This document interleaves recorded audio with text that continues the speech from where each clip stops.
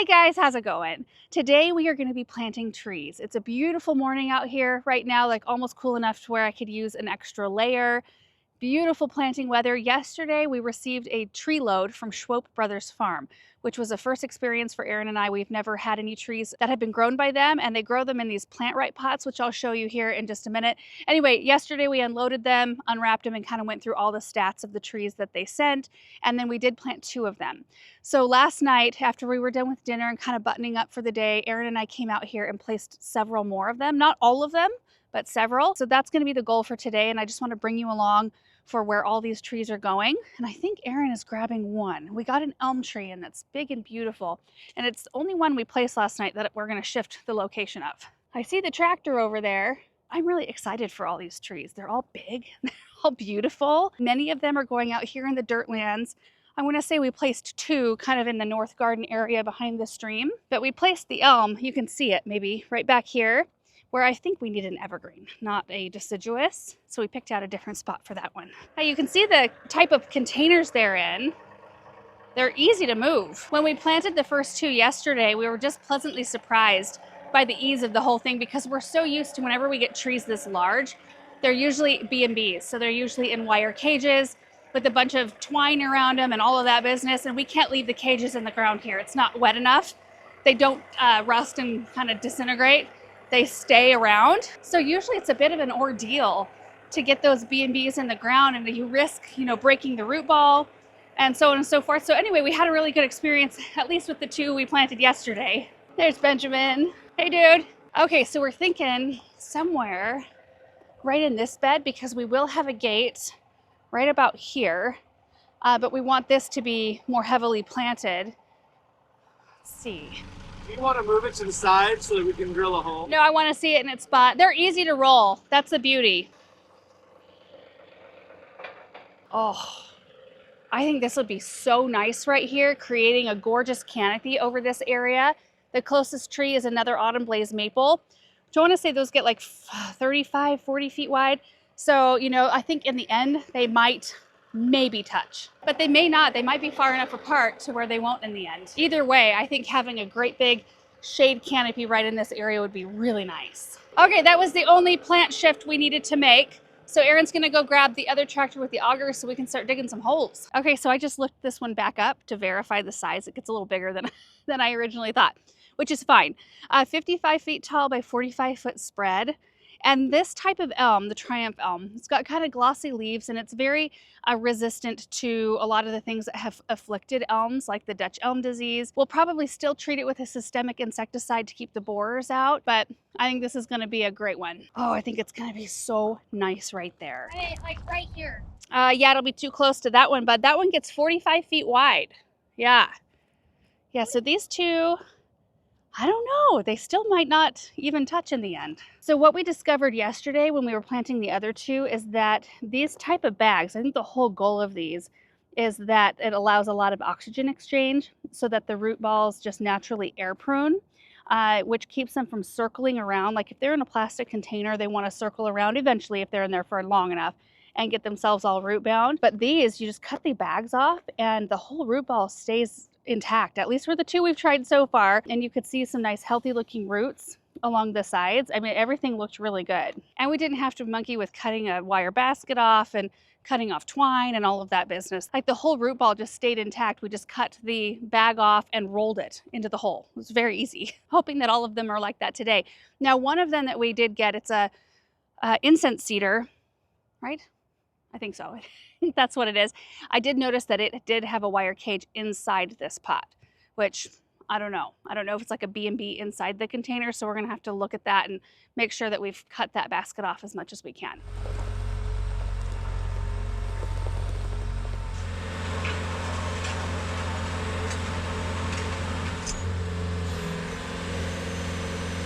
What? This is the first elm? All right, we are standing here in front of the second tree, which is a Babylon weeping willow. I think what we're gonna do is go through and dig all the holes and then come back through and plant them. So let's just get that done real quick. And then as we're planting them, we'll go back through the stats and I'll show you the whole area, but I'm very excited about this. I didn't think we would be planting another weeping willow on the property, but I think it's gonna look great right here.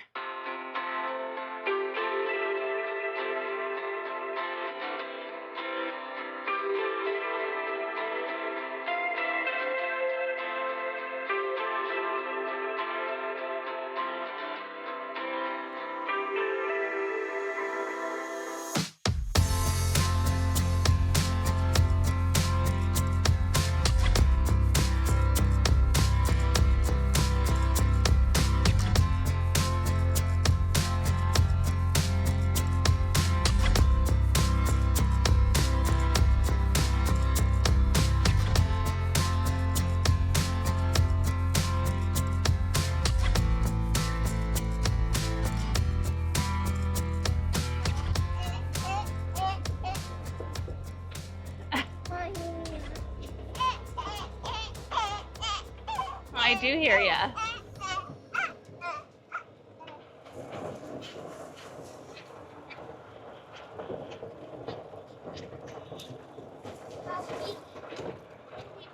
Okay, so real quick, you guys, we're back here to dig a couple holes. We've got a Armstrong maple here, which is a columnar, 45 by 15. We've also got a crabapple over there, but Aaron's running to grab a tape measure because we want the trunk to be kind of in the center of this grass area. And we do in the, oh, there was one in my gator. How about that? Wow, that's rare. We've got a Shade Master honey locust, which, do you remember the spread on these? 40-ish? 45 maybe. Yeah. Pretty wide. So we want to give that plenty of space. So you're thinking like somewhere right in here to provide a little bit of interest. All right, this is 19 feet. On the dot? I mean 19 feet and 2 inches. Oh. So we got to go 230. 230 inches? So 115. Yeah. Okay, 115 inches. Right there. Yeah, I wouldn't necessarily have guessed that to be the middle, but it makes sense. We got something we can like, do you have a stake or A flag or something? Grab one of the kids' toys. little Oh, hey, there's a tykes? basketball in that Spring Grove Arborvitae back there. Okay, that's our point. Okay, now is that where we want it in terms of, Oh, like, side to side? yeah, I would probably say, you know, because these are going to get pretty good size too. I don't know. I like it. You think that's good? Well, I think so. Then let's do it. Okay, I love it. all right, perfect. What is that, an Armstrong maple? I think so, yeah. 45 by 15, so it only gets 7.5 feet from center. Armstrong. Yeah, I think that's gonna be just perfect to fill in this space. Okay, so Aaron is gonna dig the hole and then try to carefully drive the tractor back out so we can get rid of the soil, right? You know what? I just want to pull up the pictures on my phone one more time Okay, for the electrical. I'm like pretty confident that the sprinklers are here.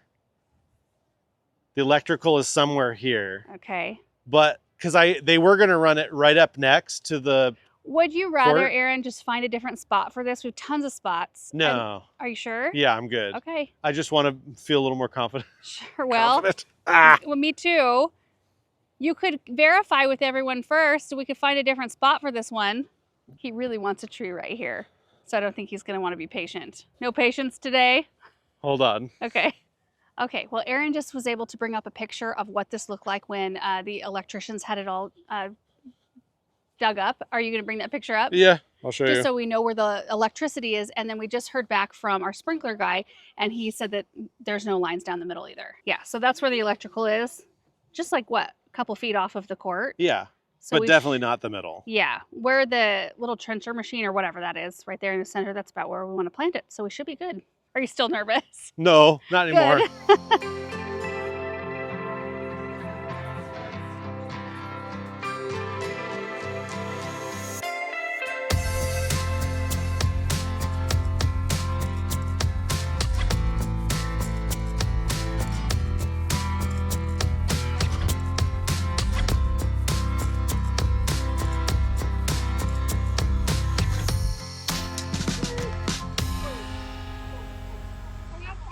All right, Aaron's trying to ever so carefully move that soil out of here. Otherwise, you know, when he spins it, it just kind of flicks dirt everywhere. So we're trying to keep it sort of contained. But good news is we didn't run into anything.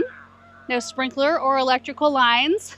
So perfect size hole for you kids to play in. And the last one over here might be one we have to dig by hand. I'm not sure yet. As soon as Aaron gets rid of the soil, he'll come back over and see if we can reach the spot where we've got it sitting with the auger. We can't drive it into the flower bed in that area though. So we're just gonna have to just see. Whew. He might be able to do it. Oh.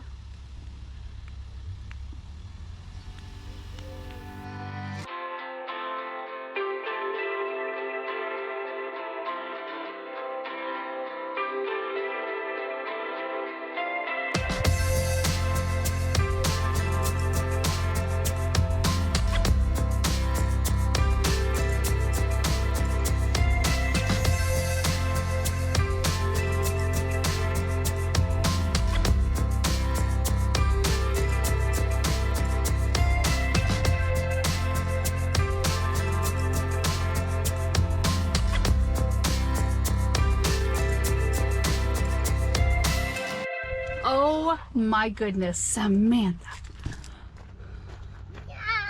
Look at you. Oh my goodness, have you guys been bathing in it? Yeah. Looks like they left the hole in a little Yeah. bit. I should get out. Because we got to plant a tree right here. Oh, man. Yeah, you can go play at the play set. Okay, so first one we're going to put in the ground, which Aaron's having to kind of redig the hole because the kids collapsed it a bit. I don't think it's going to have to go that deep though, Aaron. These root balls aren't super, like they're very wide, but they're not incredibly deep. Anyway, this one, depending on the source, will tell you it grows anywhere between 10 to 18 feet tall and 10 to 15 feet wide. They have white blooms in the spring that are followed by half-inch size, this little branch broke, but half-inch size crab apples that turn bright red in the fall and winter. So we're on our way to seeing some color there. I can see a blush of color on some of the top ones here. But the bark also is kind of like a golden color, which is very pretty. And I think it's gonna fit in beautifully in this space. This is okay height-wise? I think it probably, well, maybe a little bit deeper. I'm kind of looking at where that mulch line is there. I've got a couple iris right here, lingering lilac. I'm surprised I didn't get buried in the process of digging the hole. But anyway, do you have that box cutter on you? Yeah. Can I have it quick? Thank you. We're gonna cut this open. You just do one of these like that. Take a look at that root ball. It looks so good. They're very far away from being root bound. Okay, this size, this is a 35 gallon. Oh yeah, that looks so good. So you just kind of peel the sides down and roll the root ball into the hole. But I need to grab some biotone and put it in the hole first.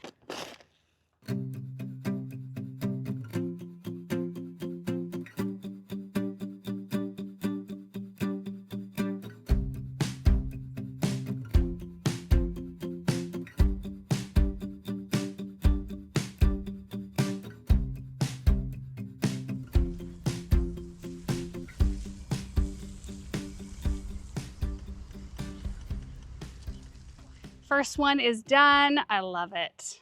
Love it so much. It's gorgeous. We've also got a cedar in the area. Of course, our Norway spruce that's spectacular. We've got a choke cherry and shade master honey locust. There's a trio of them around the trampoline area. This is beautiful. I love how strong the structure already appears in this tree. There we go. Got to unwrap it a little further. Oh, gorgeous. Okay, Aaron's already over there to get this Armstrong maple in.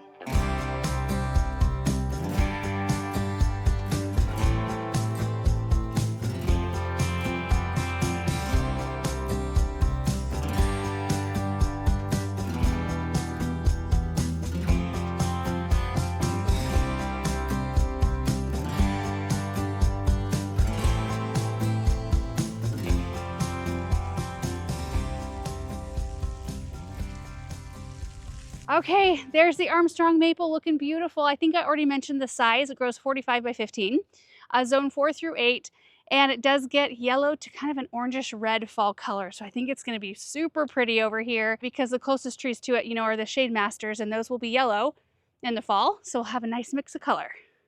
And I don't think, Aaron, you'll have to do much pruning. No, because it was like 19 feet. So it's almost 20. So it only gets 15 feet wide. Right. So it shouldn't even touch the court. Right. Even at full maturity. So you'll probably just limit up a bit and that's it. Yeah. Nice. All right, the rest are in the dirt lands. All right.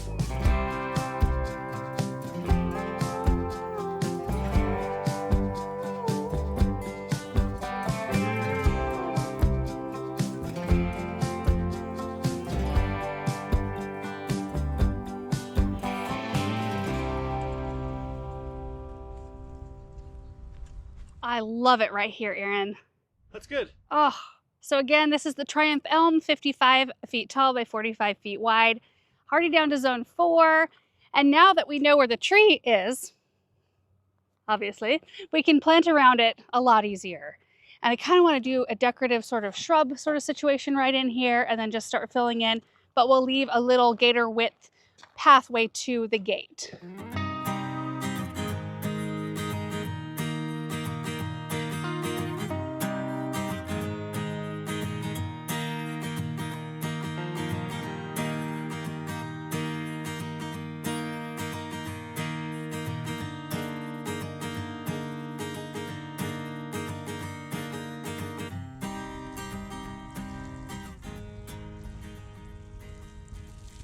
All right, there's the Babylon Weeping Willow. We had a hard time trying to figure out how to get this one straight because the trunk is not straight. So we just made sure that the bottommost part of the trunk, about a couple feet up, is straight from all angles. And then it kind of takes off from the side, or to the side rather. But that's what weeping willows do, so I'm not too concerned about it. It's already got an impressive canopy here, and this one will most likely grow faster than all the other trees out here. And I can't remember if I already talked about size on this, so forgive me if I'm repeating myself, but 50 feet tall by 50-foot spread. They're a zone 4 through 9, and they usually live, I don't talk about lifespan on most trees, but they usually live between 60 and 75 years is typical if they're getting, you know, all the right treatment, the correct amount of water, and if they're getting treated with a systemic insecticide in areas where you have borers. And that's something that we do have here. So we do have some trees that we have to treat with that. We don't plant a whole lot of them, and that's why I thought that we probably wouldn't add another weeping willow, but I just couldn't help it. I just think they are so gorgeous. And the really fun part about this placement is that we are gonna have like a little footpath that comes through here so that you can come and walk along, you know, the paddock fencing, and it will continue on through this area. So once this is big, we can kind of carve out a little, you know, section underneath it. It'll be like a little magical tunnel. So for trees like this that appreciate a little bit of extra water, instead of going around the tree like twice with drip, usually, let me show you, at least on first year trees, we just planted this thornless cockspur hawthorn, which is gorgeous, by the way. We just planted it this year. So this is the amount of drip we typically give them the first year. And then we eliminate one of the rounds and usually start spreading the drip out so that it's more at the drip line of the tree eventually. Because, you know, right now, first year, the roots are pretty much right underneath the trunk. And then as they spread, the drip line, which usually lines up with the outermost measurement of the tree canopy, that's where the most active roots are. So if you can move, you know, your fertilizing regimen and your watering regimen out to the drip line of the plant, that's a really good idea. So with something like the willow, we'll probably do 3 runs of drip around it instead of just 2. And yeah, we just treat them a little bit differently, giving them a little bit of extra water. Aaron's already made his way over to this next one. This is the Emerald Queen Maple. It also gets quite big, 50 feet tall by 40 feet wide. And it's a Norway maple cultivar and one of the most widely used ones. I think this is the one we have by our back shade porch. Whoa. It's just absolute powder. Moon dust. I think this one especially we should plant high. Okay. Because I really think it's going to settle. Okay, we can do that. So this one has nice big leaves. They turn yellow in the fall. Look at the leaves on this. Oh, so pretty. They do have the little seed pods right here. So we do deal with those back by our back kitchen entrance. I don't mind them. Oh, that one totally fell flat. It didn't do the whirly thing at all. But this one day will be an incredibly impressive display.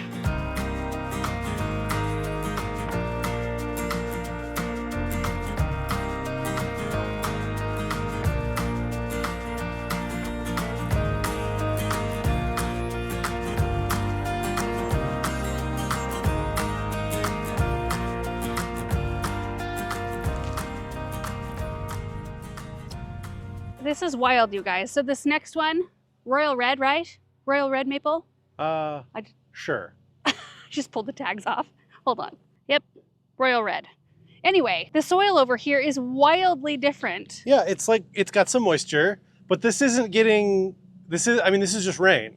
Yeah. Right? This is not. Same exact situation as the one we just came from, which was like powder dirt. I just don't understand why some areas seem like, you know, they get some rain and then they hold on to some moisture. Mm-hmm. Then other areas just nothing.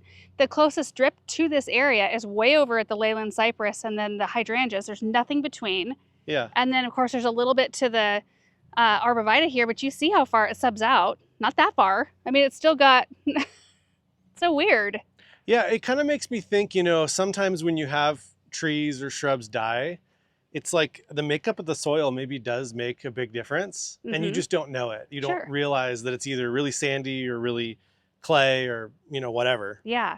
But the wild thing too is that right across here, I mean, that's powder dust over there too. So I don't know. But who knows what it's like down you know, underneath it. Underneath a couple inches. There might be moisture in there. So this one grows 40 feet tall by 30 feet wide. Lots of big trees today, Aaron. Yes. Are you super happy about Heck it? Yeah, I'll be happy in 20 years. Yeah. Hardy down to zone 4, and apparently this red variety of maple is more cold tolerant than others, so we'll see.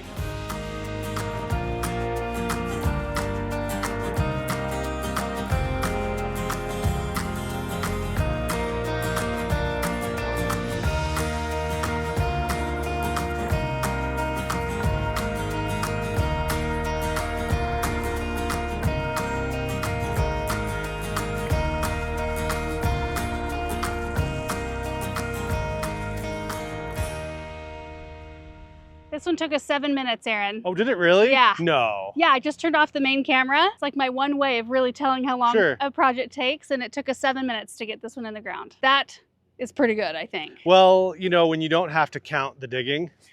That's true. That is very true. And the placing. Yeah. All of that. But yeah, 7 minutes to get this one in the ground. It looks really good. Aaron, I do feel like, can you push it this way just a tiny bit? Yeah. There we go.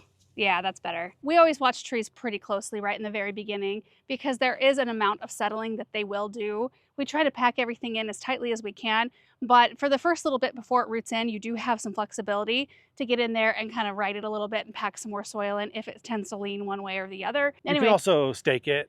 You can, you know, and I feel like sometimes depending on which way the wind blows, sometimes you got to stake it a certain direction for 6 months, and then you know, got to take it off. Right. So in this area, we've also got a Leyland cypress, a Peking cotoneaster, and then this is one of the green giant arborvitae we moved out of the barn containers, and then a big, beautiful blue spruce. And some rocks. Aaron, we better get in here and get these before we can't. Yeah.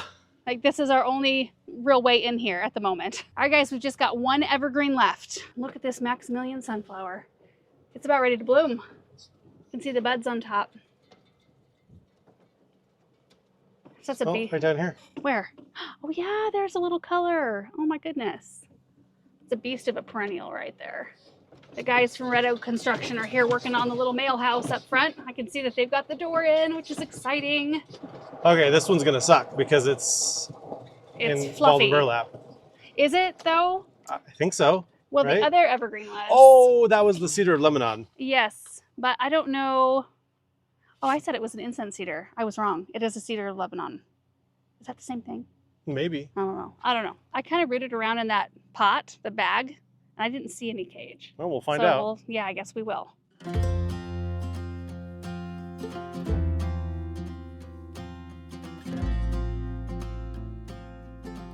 Okay, so I didn't find a wire basket like on the other evergreen, but you can tell that this one was either freshly dug or I don't know. Yeah. Because you can see the root ball, all this fluffy soil is falling off of it. And when Aaron started to rotate it like we've done with all the other ones, I could see cracking starting to form. And this is how we lose evergreens, is when the root ball breaks. So what we're gonna try to do, Aaron, I can help you, hold on. Okay. We're gonna both get in there and try to pull the whole thing down into the hole. And then we'll just try our best to get it out without breaking anything.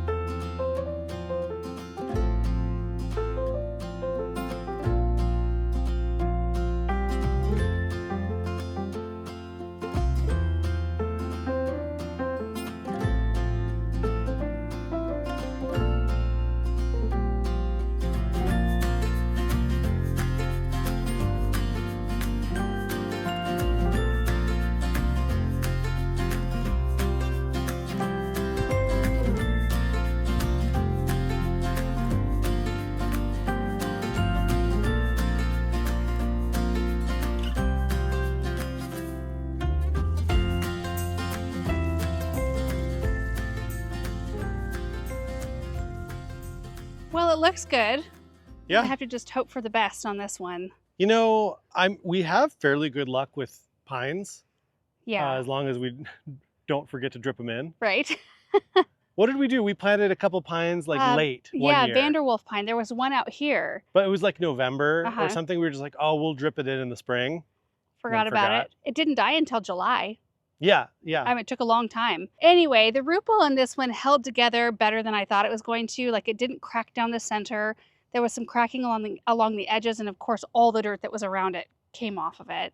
So I'm hopeful. I hope it survives. Now, these can get huge, like 100 feet tall, huge. Oh. I probably would never get that tall down here, but you know, maybe it'll love it. Yeah. But it's a cute tree out here. And we've got a crabapple down the way, and then to our left, we have a June snow dogwood that has seen better days. It's in its first season, it'll be fine. That's what I'm telling myself. And this one will want to get like 40 feet wide, so it'll get 20 feet from center. Does it really? Yeah. Well, it's really wide. Yeah, they're Jeez. amazing trees. We've got one up by the Persephone Garden. In fact, I wanted to end our project today, I want to take you over to the Emerald Queen maple, the one that I think is an Emerald Queen that we've got, so you can kind of see what it will look like in the end. Coming up on the Weeping Willow. Isn't that beautiful? So that's what we can expect out of the other one. Aaron, do you mind going right? We can look at the other one.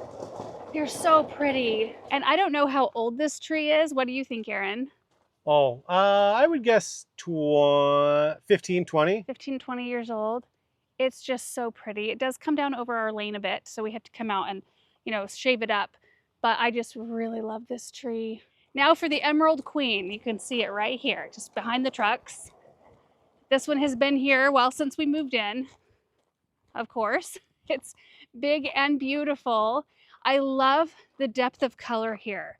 And you can really see it when you see the brightness of the boxwoods and the just dark green leaves. But you can see that it definitely has the little seeds on it. But I just love it. I love the canopy that it produced over this area. The other one will be better. It'll be better? Because it, like, somebody didn't prune this. Well, that's true. If you come in here and look, you know, it depends on what you want out of your tree, but if it was Aaron taking care of this tree, all of these bottom limbs would be gone. Well, this is fine if you're just trying, I mean, low limbs like this is fine if you're trying to block something. Yeah, or in like this case, it worked out great. It's okay, but I still think it would be better, and the tree would be healthier if it had taller branches, starting at least about 6 feet. Gotcha. I mean, I guess maybe that's personal preference. I don't know. Well, I certainly love this tree. And it goes all the way over here and kind of intermingles with our juniper there. And you guys, that is going to do it for our project for today. 7 big trees in the ground. I love where they all ended up. And I always try to envision what they're going to look like in 5 years time and 10 years time. And I was even kind of noting all of the trees we've planted as we were on our way up to show you guys the willows. And there's so many different varieties, so much different interest. I think it's going to be spectacular once these things put on some size. I mean, just take the west side, for example. Some of you have been watching our videos for a long time and you remember what this side yard looked like when we moved in and what it looked like right after we got the maples planted and how much they've grown. It's just incredible to watch that happen. And I'm so incredibly thankful for it. It's just wonderful. I love it. So anyway, thank you guys so much for watching. I hope you enjoyed it. I hope you're having a great day and we will see you in the next video. Bye.